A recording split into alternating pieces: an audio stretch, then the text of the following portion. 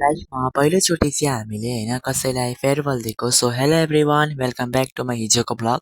अनि हिजो चाहिँ हामीले स्कुलमा फेयरवेल राखेको थियो क्लास 12को लागि होइन। अब क्लास 12 त उनीहरूको सक्यो अनि विदाई समारोह त हामीले दिनुपर्ने हुनेछ क्लास 11कोहरूले। त्यो चाहिँ अनि हिजोको मेरो भिडियो थियो। अलिअलि मैले भिडियो गरेको थिएँ मेमोरिजको लागि, जो आज तपाईँहरू समक्ष मैले चाहिँ यस भिडियो उतारेको छु है गाइस। अनि यो चाहिँ मै हो निहाल प्रधान। हजुरहरूले मलाई त अवश्य नै चिन्नु नै हुन्छ होइन। हिजो चाहिँ हाम्रो स्कुलमा विदाई समारोह पालन गरेको थियो क्लास 11कोहरूले। क्लास 12कोलाई एकदमै भव्य र सभ्य रूपले हिजोको कार्यक्रम समापन भयो होइन। हामीले चाहिँ अब एङ्करिङमा बसेको थियो, म उदय दिदी भूमिका, अरू चाहिँ अब डान्सहरू पनि सबैजना नै सानो सानो भाइ बहिनीहरू पनि गरेको थियो।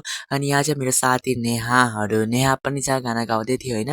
अनि यति बेला चाहिँ क्लास 12कोहरू एन्ट्री हुँदै थियो होइन। फर्स्टमा चाहिँ रोहिता दिदी हुनुहुन्थ्यो रहेछ, सेकेन्डमा खैको दिदी होइन।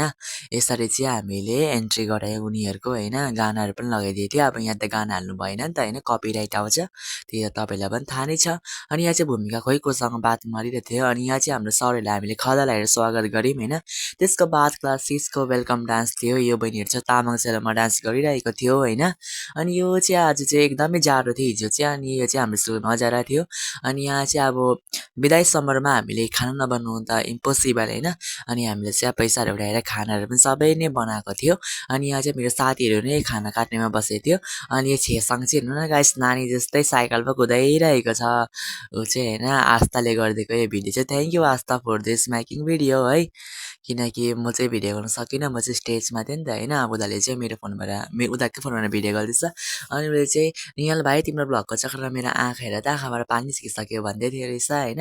अनि यहाँ फेरि डान्स भइरहेको थियो सानो सानो बहिनीहरूको होइन। त्यसको बाद चाहिँ हामी सबैजना ग्रुप डान्स गऱ्यौँ होइन। उनीहरू चाहिँ हाम्रो फेभरेट सिनियर थियो होइन। उनीहरू चाहिँ हामीले धेरै नै याद गर्नेछ होइन। बेस्ट बेस्ट सिनियर उनीहरूलाई दिन चाहन्छु म चाहिँ होइन।